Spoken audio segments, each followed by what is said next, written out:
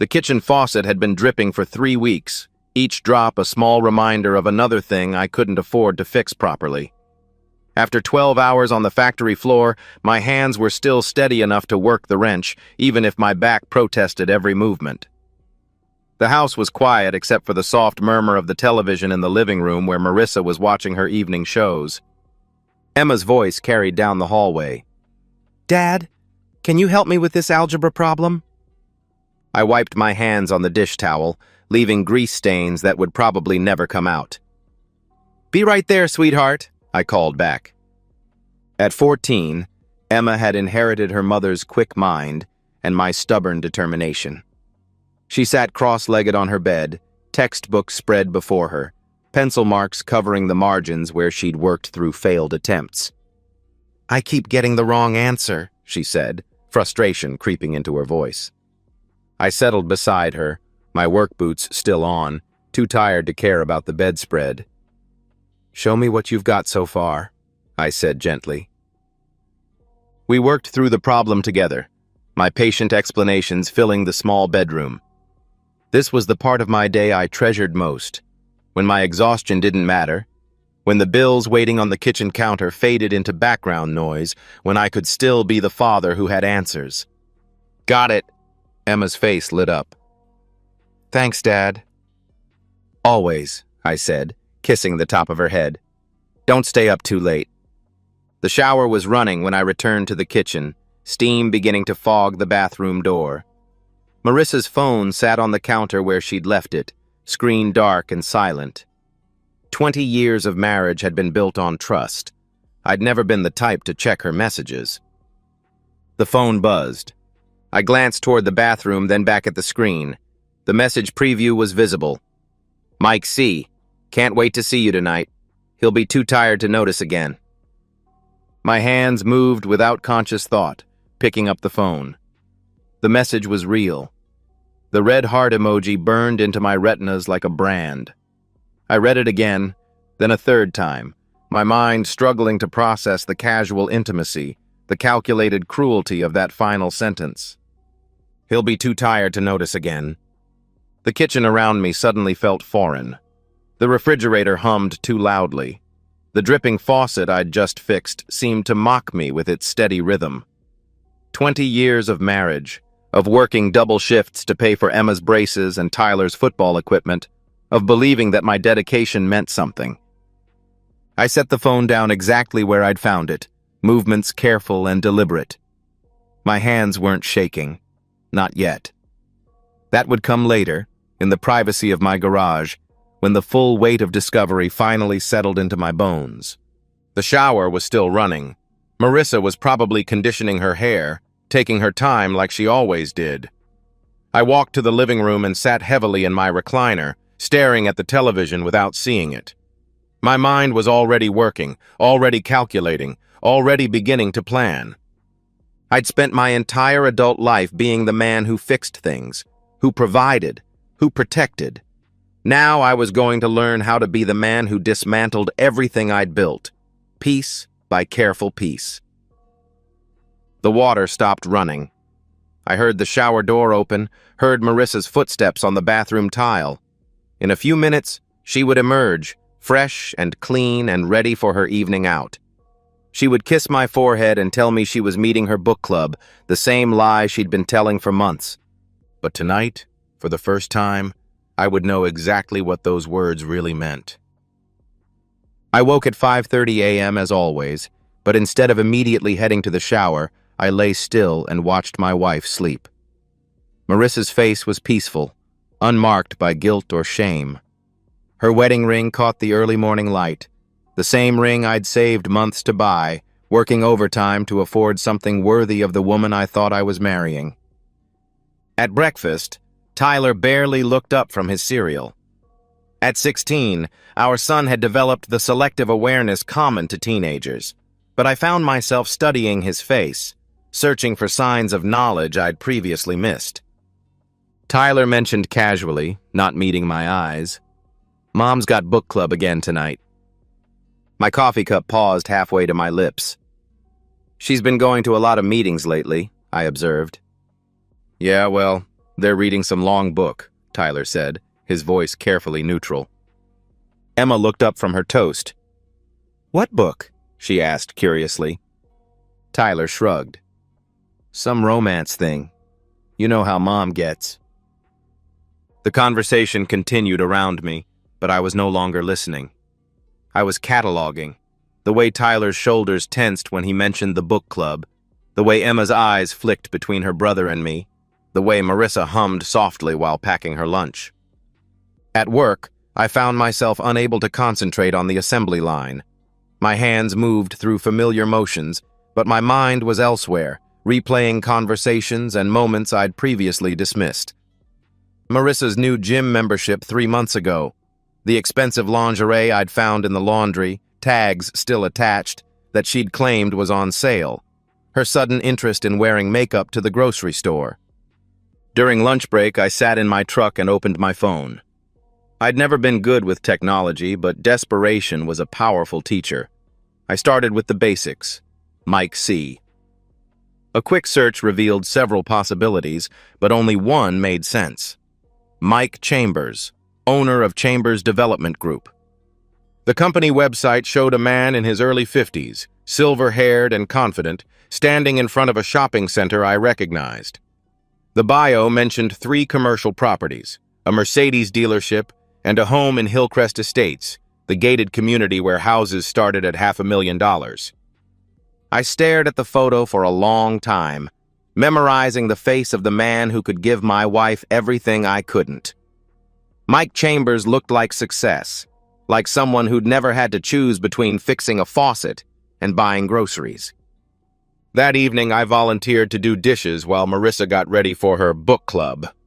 I watched through the kitchen window as she headed north toward Hillcrest Estates, not east toward the library where the book club supposedly met. The house felt different with her gone. I moved through rooms I'd lived in for 15 years, seeing them with new eyes.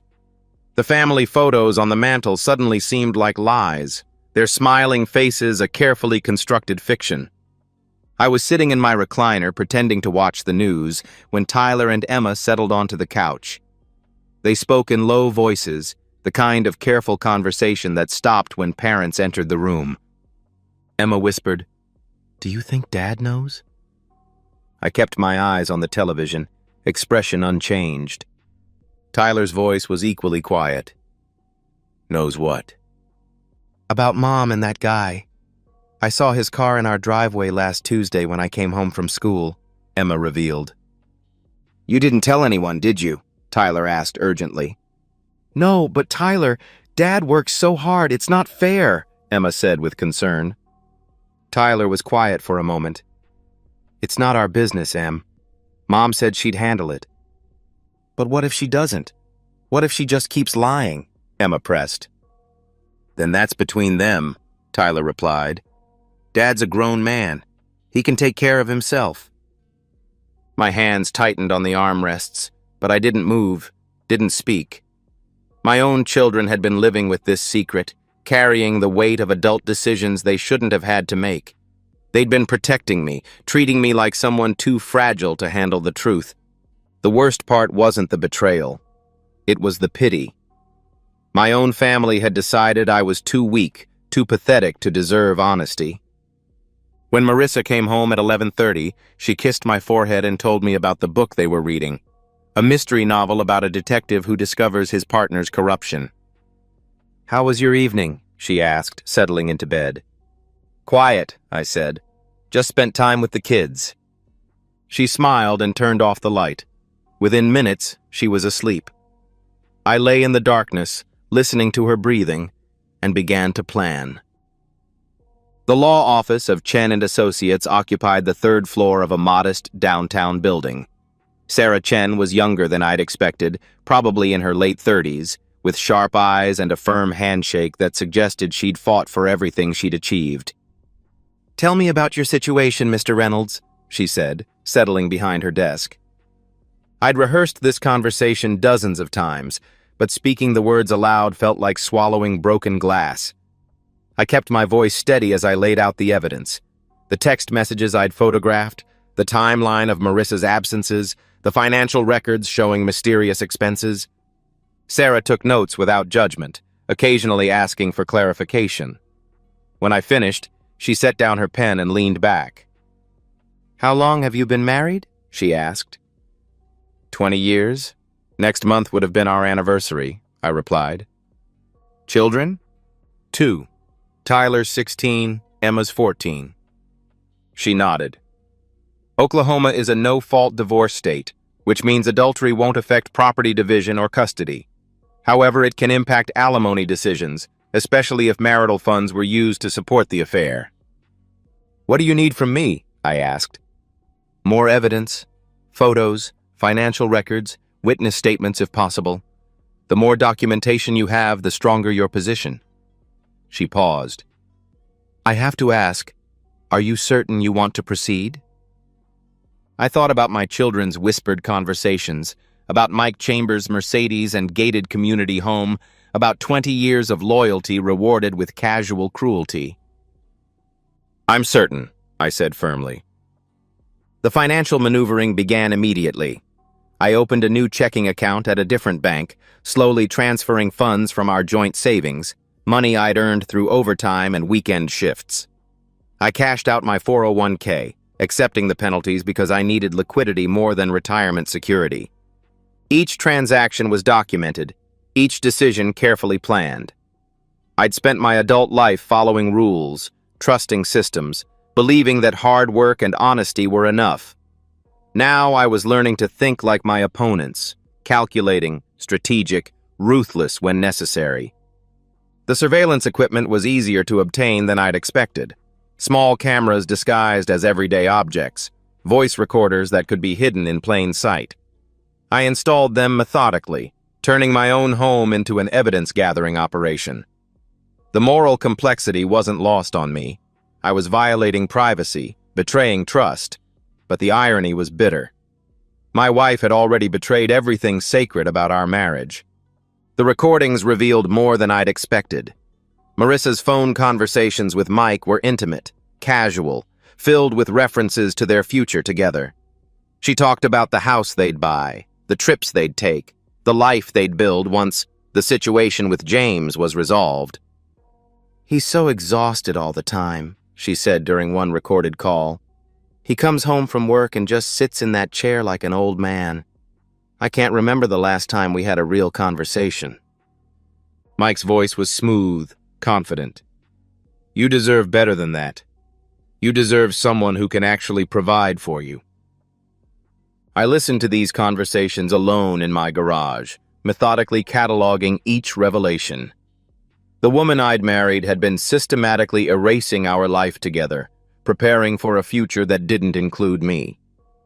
The final discovery came through Mike's own arrogance.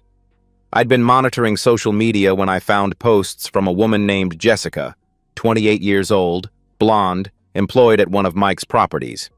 The photos were recent, intimate, clearly indicating a relationship that had been developing for months. Cross-referencing dates, I realized the timeline. Mike had been seeing Jessica while maintaining his affair with Marissa. The wealthy developer was playing both women, keeping his options open while they competed for his attention. Marissa had no idea. She was planning a future with a man who was already planning to discard her. She was about to learn the same lesson I had learned, that loyalty and love meant nothing to people who viewed relationships as transactions. I sat in my truck outside Mike's office building, watching him walk to his Mercedes. Mike Chambers looked exactly like what he was, successful, confident, untouchable. But I knew something he didn't. Everyone was touchable if you were patient enough to find their weakness. The divorce papers were filed on a Tuesday morning. I'd chosen the date carefully. Marissa had a book club meeting scheduled for that afternoon, which meant she'd be emotionally vulnerable when she discovered her marriage was over. Tuesday morning arrived with crisp autumn air that made everything seem possible. I woke at my usual time, but instead of heading directly to the shower, I sat on the edge of the bed and watched my wife sleep.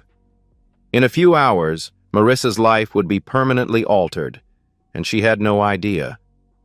The divorce papers were in my truck, sealed in a manila envelope along with copies of photographs, financial records, and witness statements.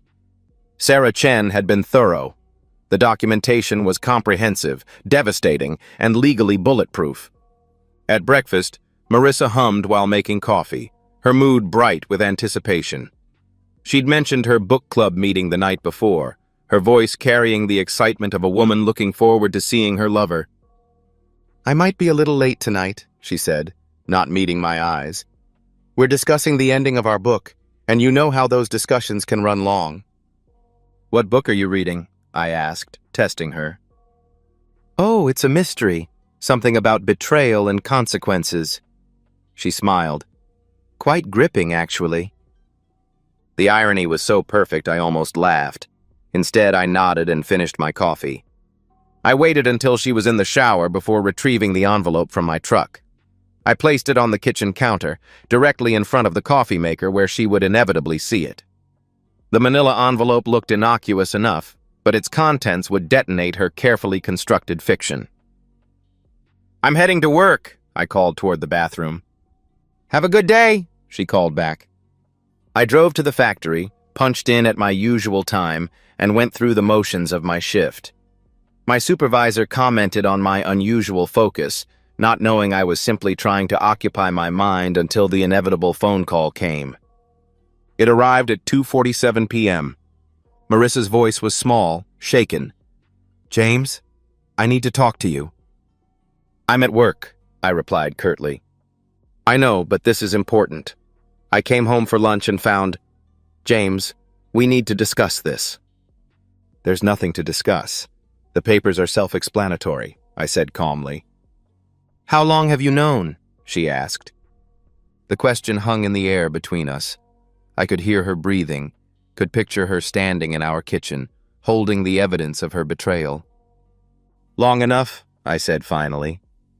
"Where are you staying?" she asked.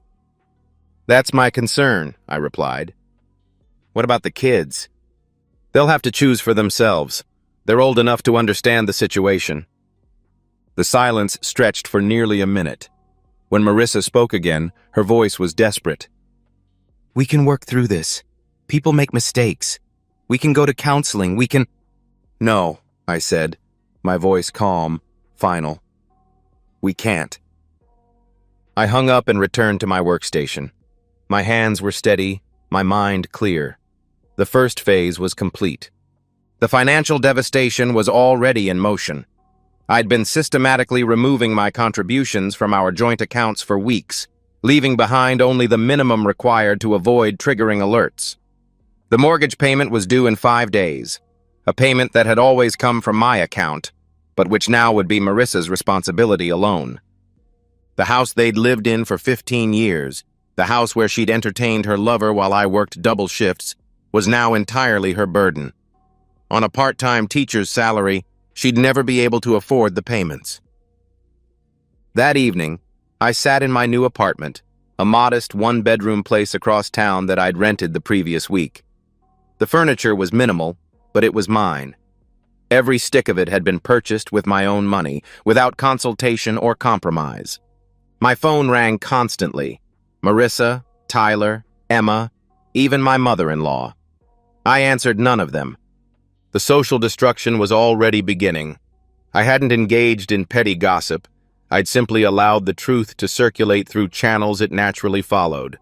Small towns had their own ecosystems of information. By Thursday, the story would be everywhere. Friday evening brought the final confrontation. Tyler and Emma appeared at my door, looking younger than their ages. Tyler said, "Dad, we need to talk." "About what?" I asked. "About what I did. About what I should have done different," he replied. I studied my son's face, seeing genuine remorse rather than defensive anger. "Come in," I said finally. Tyler entered hesitantly, looking around the house. "This is nice. Really nice." "It's home," I said. "Do you want something to drink?" "Water would be good," Tyler replied.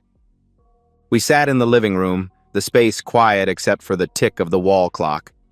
Tyler fidgeted with his water glass, clearly rehearsing what he wanted to say. "I got a job," he said finally, "at the auto parts store.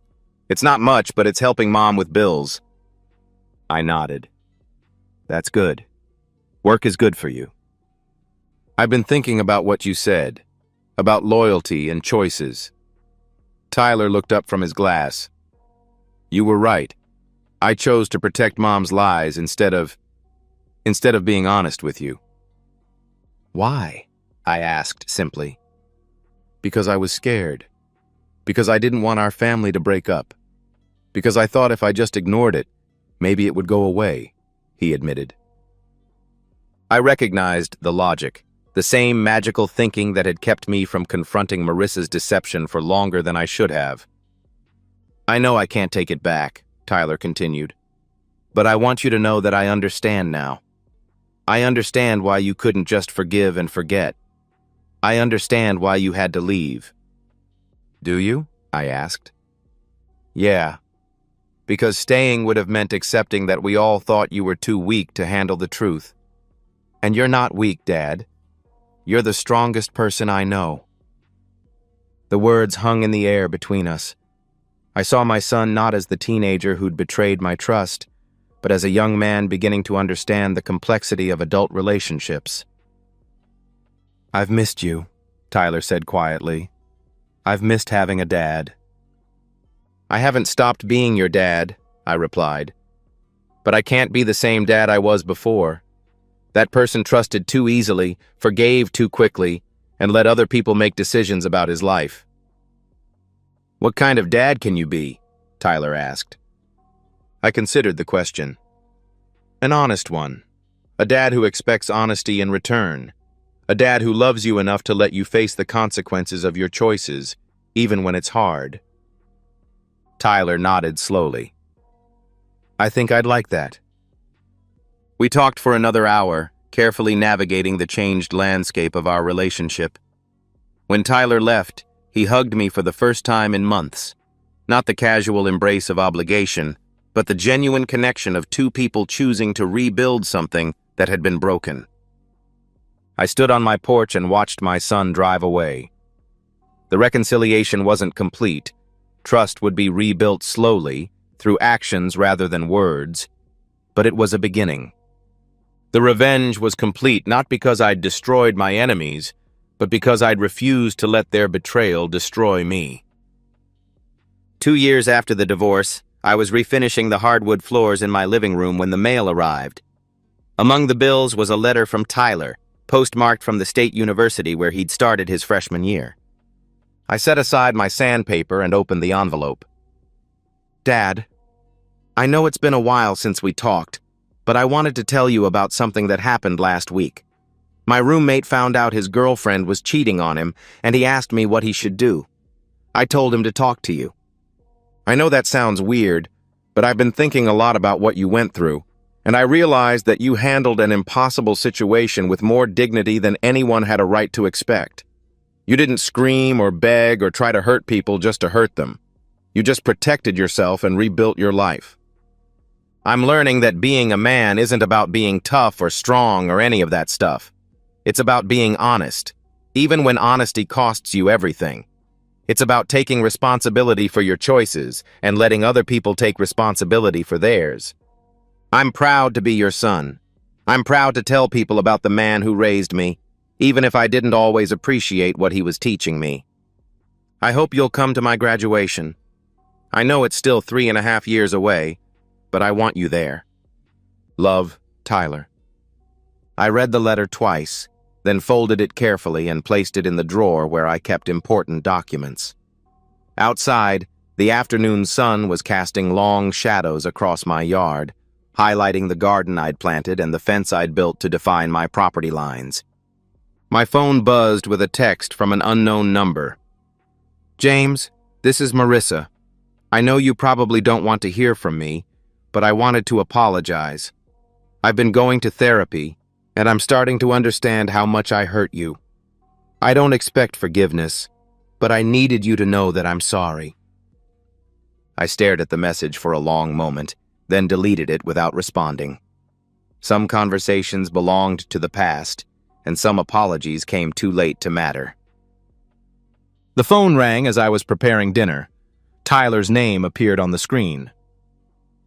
"Dad, did you get my letter?" Tyler asked.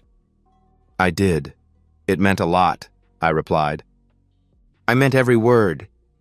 And Dad, I want to ask you something." "What's that?" "Would you be my best man when I get married? I know I'm only 18 and I'm not even dating anyone seriously, but when the time comes, I want you standing next to me." I smiled, looking around my kitchen, my house, my life. I'd be honored. After we hung up, I returned to my floor refinishing project. The work was methodical, satisfying, the kind of improvement that revealed beauty hidden beneath years of wear and neglect. As I worked, I thought about the letter, about Tyler's growth, about the man my son was becoming. The revenge was complete, but it had never really been about Marissa or Mike or any of the people who'd betrayed me. It had been about refusing to let their choices define my worth, about building something authentic from the ruins of something false. Tomorrow, I'd apply the final coat of finish, and the project would be complete. Then I'd move on to the next improvement, the next challenge, the next opportunity to build something lasting and true. In the morning, I'd wake up in my own house, go to my own job, and make my own choices about how to spend my time and energy. The story was over, but the life it had created was just beginning. And so, we've reached the end of today's story. Was it what you expected, or did it take a twist you didn't see coming? I'm curious to hear your thoughts. Share them in the comments below, and let's get a conversation going. If this story kept you hooked, make sure to hit that like button. And if you're new here or just haven't subscribed yet, now's the perfect time to join our community. I bring you fresh, captivating stories every day, so click that subscribe button and turn on notifications so you never miss out. Thanks for watching, and I'll see you in the next one.